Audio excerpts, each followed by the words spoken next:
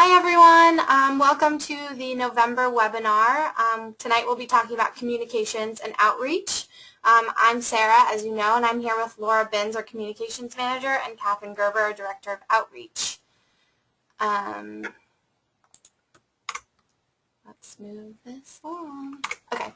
I'm just going to go through some announcements and some reminders before I pass it on to Laura. So just something to keep in mind for the upcoming month. We will be having a December webinar during the first couple weeks. The date is not set in stone yet, but I'll let you guys know as soon as I know that date. I should know by the end of the week. And we'll be covering some fundraising strategies and a way to approach funders and how to apply for grants, since I know a lot of you were really interested in that and said so in your post-training surveys. And for that webinar, I'll be joined by Mike Minks, who's YSA's Director of Development and Innovation. So just be on the lookout for that.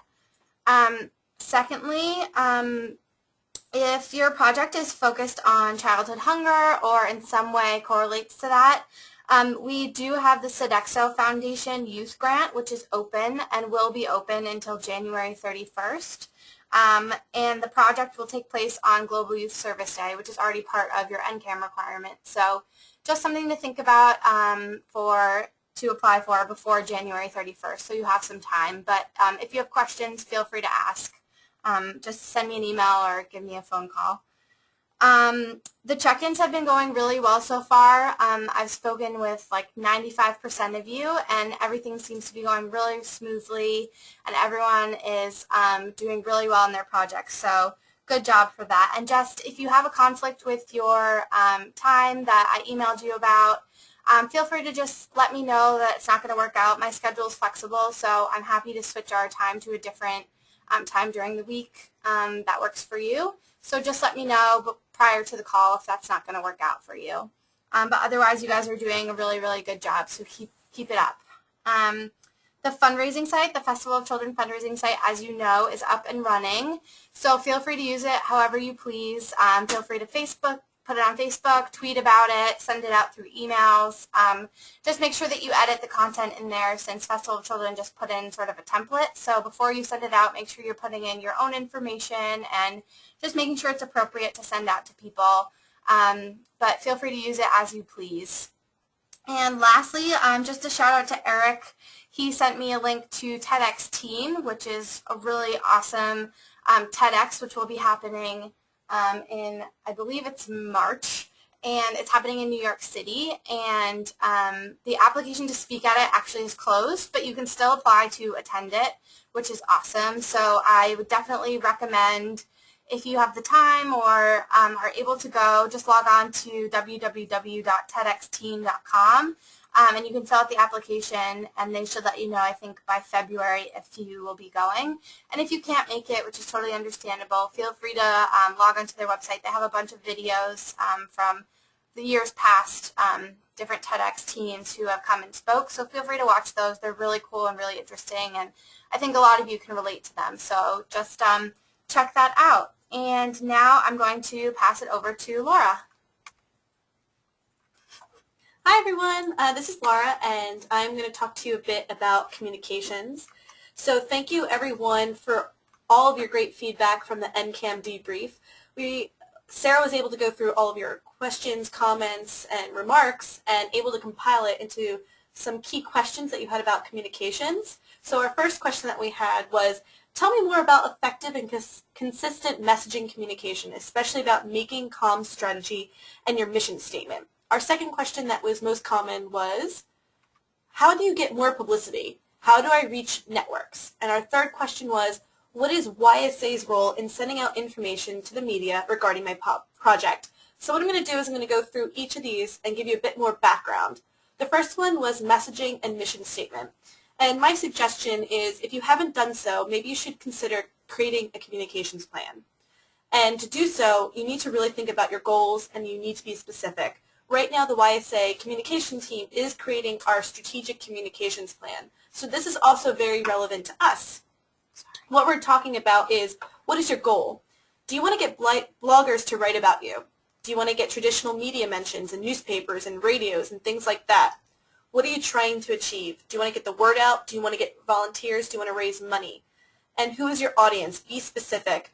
Only kids, schools, your schools, who do you want? I know with our team right now, we're looking very specific, very granular. We know that we're wanting to reach young adults between the ages of 13 and 22 very specifically. We know that they're on the East Coast and West Coast of the United States. We know their demographics, who they are, what languages they speak. Got really specific. You don't need to get that granular, but you need to think about who you're trying to message. Our next question that we had was publicity. I know a lot of you talked to me during the training that you wanted to be on Oprah, that you wanted to be on Ellen DeGeneres. And while I give you major props and I think you should go out there and put your name, I think you also need to think about your story. So one thing you need to start doing is researching who you're writing about. And there's something called HARO, H-A-R-O, which stands for Help a Reporter Out. Now, if you haven't found this online, you should definitely visit this website. It's called reverse pitching. So if you haven't heard of reverse pitching, it's a journalist would put out an idea. So let's say a journalist is writing about obesity.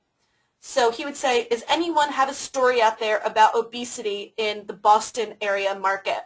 And then someone might say, I'm doing a story about obesity in that area, and you would email that person, and almost you're guaranteed to get that story in the newspaper. So it's free. It's sponsored through Vocus, which is a marketing software company, and it's amazing. So go to helpareportout.com, see if there's any stories in your area, and they're always updating it. So journalists and people in that media field are constantly posting about stories that they need to be filled. So check that out. Also for publicity is you want to package your story, and that's something that may seem intuitive, but it isn't to a lot of people. So if you have a really cool thing, I'm going to think of Don't Be Mean to Girls with Sierra. Is it Sierra's project? Her project, she's doing a really cool idea, and she has it packaged in a really neat way. So you want to package your story. Think about, do you have a press release ready? Do you have quick facts ready? Do you have an image ready? Do you have a video ready? Do you have all of those things that if a journalist calls at any given moment, you can hand them over that package? And you want to create a timeline. That's something that seems really obvious, but it takes time to pitch media. And I've worked with Taylor in the Boston area, and she knows you have to set up early on before an event what you want the journalist to know about your event, and then you have to continue working with that journalist to create a relationship. So think about creating a timeline. And finally, how can YSA help you? We can tell your story, and we're doing that right now. So when Sarah gets these great calls and updates when she has these calls with you, she's giving us this information with the comms team. And through that, I don't know if you are on our Twitter page a lot, we are putting up tweets about you, we're putting on Facebook about you, we're creating blogs with your stories, but you need to give us lead time. So if something is happening next week and you don't have a call with Sarah, you might want to email her ahead of that so we can get that information. Maybe you can work with us and create a blog. Maybe you can be featured on our website. Maybe you can be featured on our social media accounts. These are the things you need to let us know about. And then we can develop a plan with you. So if you have something next month that you know is a huge event, let us know now, and then we can develop a plan. We can have social media set up. We can maybe put a blog together in that time. So give us that information. I'm going to hand this over to Catherine now, and she's going to talk about outreach.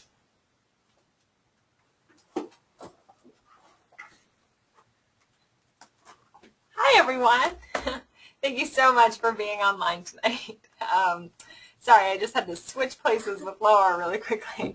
And tonight we really wanted to go over the core questions that you guys had for us. The first one is, how do you reach out to other organizations? And the second one is, how can partners help you get volunteers? So let's start off by talking about your network. So successful nonprofits and project organizers recognize that they have more power as a group rather than alone. Probably something that you guys experienced during the NCAM training.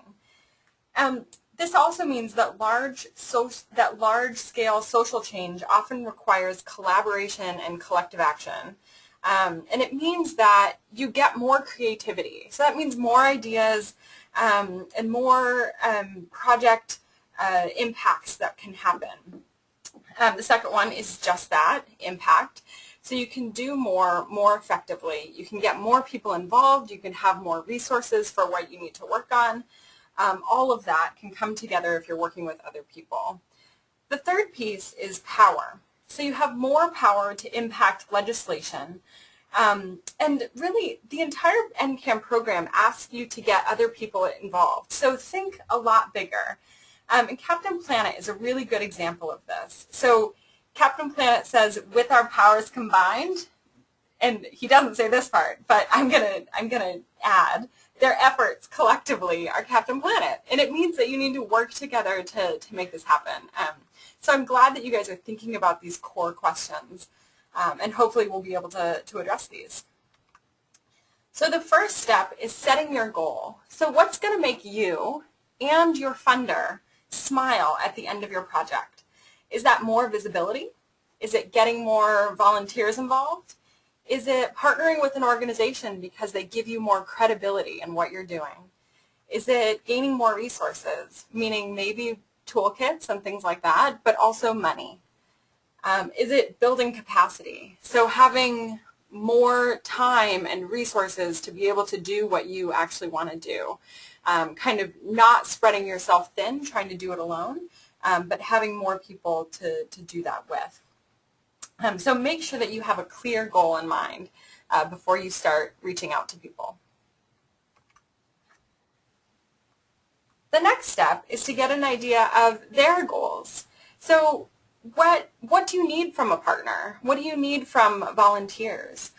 What are their priorities and goals, and how can you help them achieve them? So maybe they have education priorities, and can you connect what you're doing to their curriculum to help them figure those out and achieve them? Maybe they have communication goals. Can you promote their programs in return for getting them to encourage other youth to attend your event? Do they need project ideas? Do they need more ideas to engage their youth, but maybe just need a little something more exciting that you guys have to offer them to use in their programs? Or do they need more youth volunteers as well? And do you already have that network that you can offer to your partner or to someone you're trying to reach out to get them involved? So once you set your goal and have an idea of what you want your partner's goals to be, then you should make the contacts with the appropriate organizations. So some of the organizations that you can reach out to are mission-focused organizations.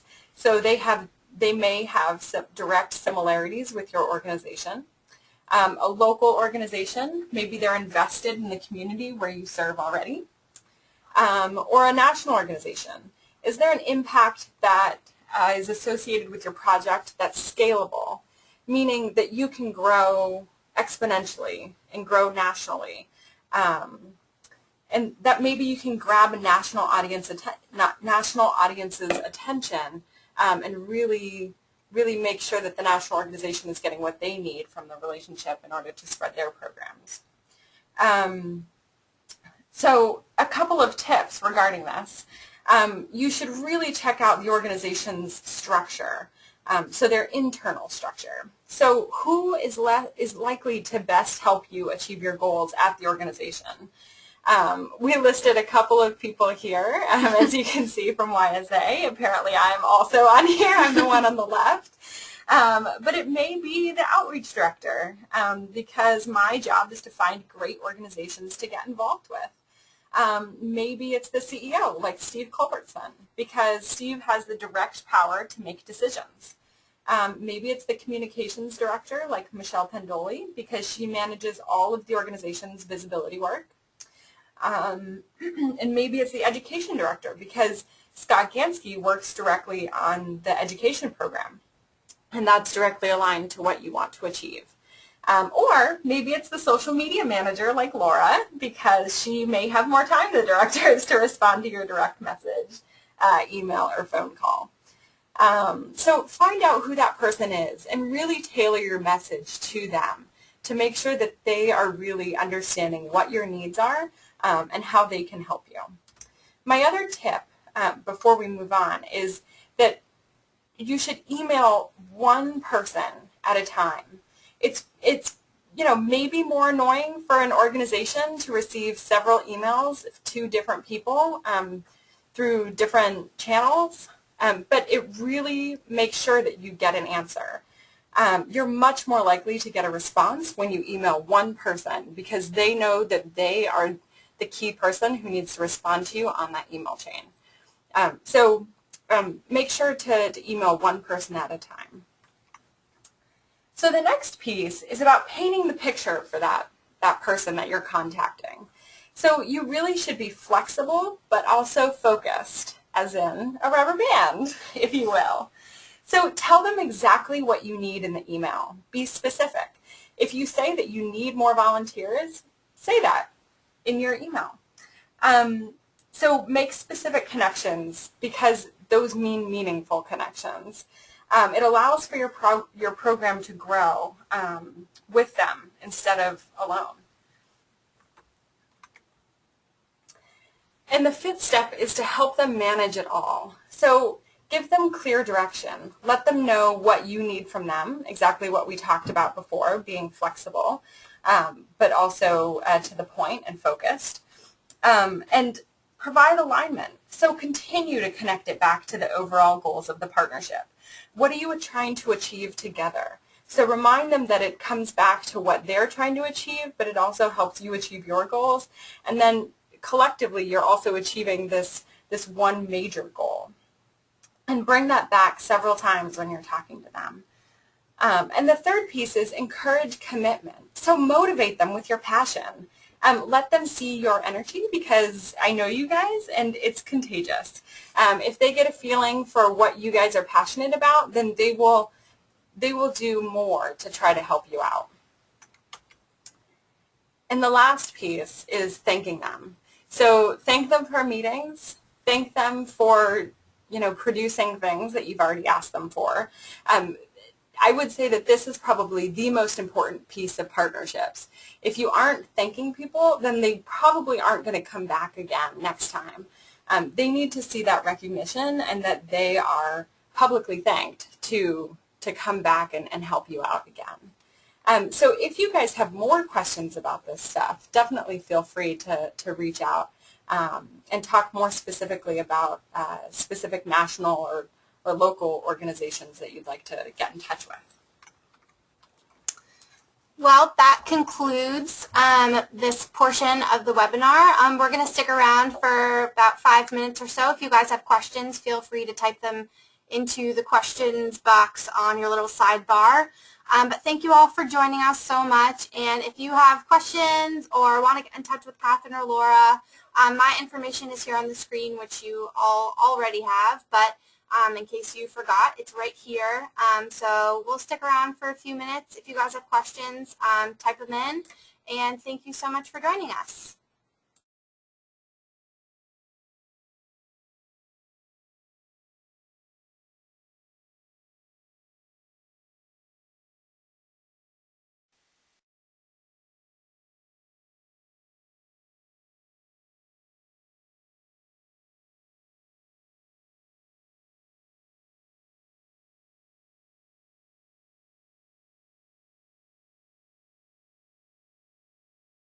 Hi, thank you so much. We have a question from Christina. Her question is, how do you promote a page so it comes up more readily when someone searches it?